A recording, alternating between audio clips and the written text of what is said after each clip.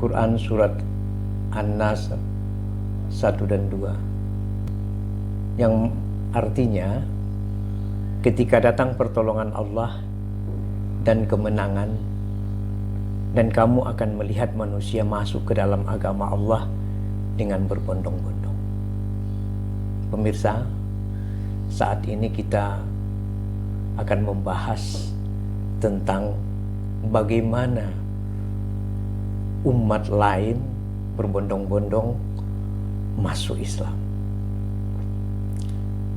Assalamualaikum warahmatullahi wabarakatuh. Alhamdulillahirabbil alamin, assalatu wassalamu ala asrofil anbiya'i wal mursalin wa ala alihi washabbihi ajmain. Amma ba'du. Rabbi shrahli sadri wa yassirli amri wahlul lisani yafqahu qawli. Ketika 2011 terjadinya ancaman di Amerika, lalu kemudian semenjak itu banyak orang yang menjadi mu'allaq. Nah, itu satu kejadian yang begitu dahsyat pada saat itu. Namun jauh sebelum itu pun sudah mulai banyak umat yang lain berbondong-bondong menuju agama Allah, yaitu agama Islam, yaitu hampir 20.000 orang per tahun masuk Islam di Amerika. Sekarang begitu juga di Prancis, di Inggris, dan di Jerman sama Denmark. Begitupun di Australia, banyak orang yang berbondong-bondong masuk Islam. Dan mereka sangat serius. Ya. Kalau saya lihat ada salah satu media di Australia namanya One Pet Network.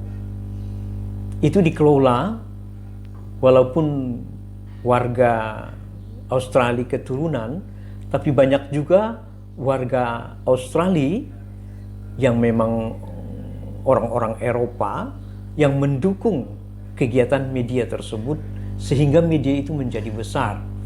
Media itu adalah media dakwah, media Islam.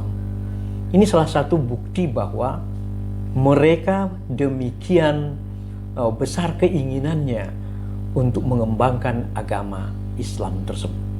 Ini di bagian Eropa. Bagaimana di negeri-negeri Arab, di negeri-negeri kita ini? Kalau saya agak ekstrim berkata, terkadang berkebalikan. Kenapa saya katakan berkebalikan? Di antara mereka yang menjadi mu'allaq itu sangat serius menekuni agamanya. Bahkan mereka menjadi pendakwah, menjadi ulama. Kita di Indonesia 100% umat Islam itu hanya mungkin sekitar 15-20% saja yang serius mendalami. Saya mengutip Profesor Yuwono Biomed mengatakan bahwa hanya 20% saja kira-kira yang menekuni agama, yang mencerdasi agama itu dengan baik. Selebihnya tidak menjalankan agama dengan baik. Tapi jangan katakan mereka bahwa bukan Islam, mereka akan marah. Itu tidak terjadi di Indonesia, tapi di negara-negara yang memang mayoritas Islam itu terjadi terkadang. Apalagi kita melihat di Arab Saudi, sekarang dibuka bioskop, kemudian wanita boleh nyupir, lalu kemudian ada lagi karaoke, ya, seperti juga di Indonesia. Semua itu adalah tempat-tempat maksiat yang sebenarnya tetapi tidak bisa dilawan oleh para ulama. Nah, ini tentu harus menjadi salah satu pemikiran bagi umat Islam di Indonesia ataupun umat Islam dunia, bahwa di antara mereka yang mu'allaq terus melakukan kegiatan dengan serius dan berdakwah kemana-mana tanpa ingin terlena dengan dunia. Mereka selalu rutinitas menyampaikan agama kepada umat Islam yang lain Nah, kita ini bagaimana?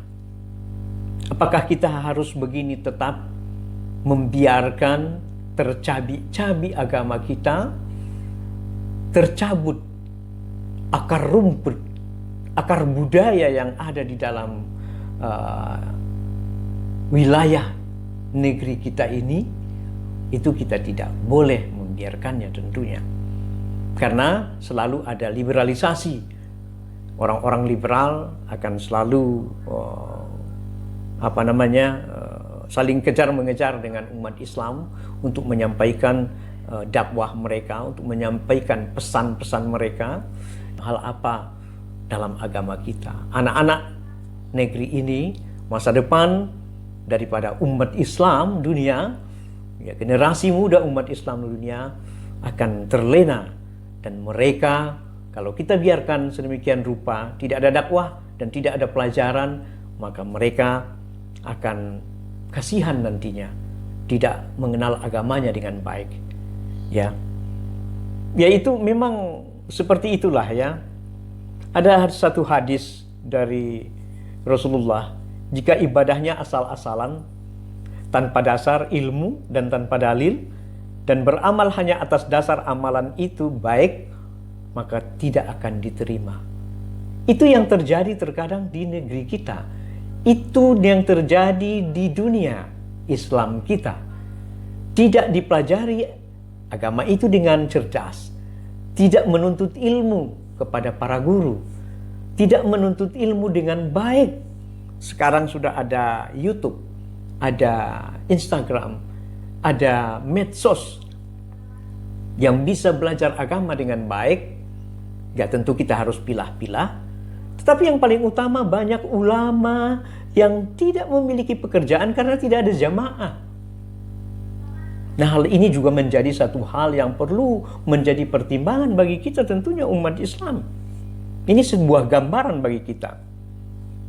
Ya, apa kata Rasulullah? Jika satu amalan tidak didasari dengan dalil yang sahih dari Al-Quran dan hadis, maka amalan tersebut jadi sia-sia. Dari Aisyah radhiyallahu anha, Rasulullah SAW bersabda, barang siapa membuat suatu perkara baru dalam agama kami, Islam, ini tidak ada asalnya, maka perkara tersebut tertolak. Ini hadis Bukhari dan Muslim. Apa yang ingin saya sampaikan, mereka yang mu'alaf itu begitu demikian kuat dan kokoh. Kita nggak usah jauh-jauh, di Indonesia itu ada namanya Felix Xiao, ada Koko Lim, yang begitu cerdas menyampaikan agama dan begitu taat, istiqomah di dalam beragama. Tapi kenapa kita tidak?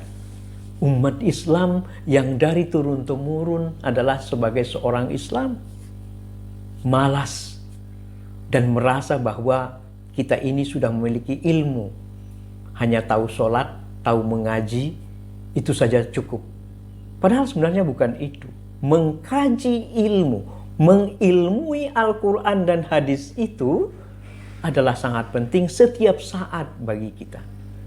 Karena apa? Karena memang itu adalah perintah Allah dan itu harus dijalankan.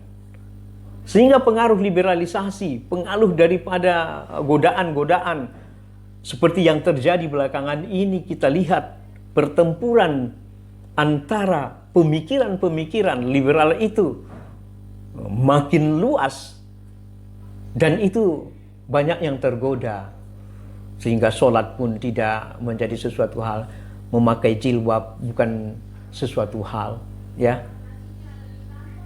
Ya, aja orang memang banyak berpikiran, saya ini tidak beragama dengan baik pun, toh saya memiliki kehidupan yang layak. Bahkan saya setelah beragama dengan baik nanti akan ada kehidupan yang tidak bagus bagi saya, kehidupan yang menderitakan saya. Sebenarnya itu adalah godaan dari setan. Itu adalah namanya, kalau kita semakin kaya tapi tidak beribadah, itu namanya istidraj.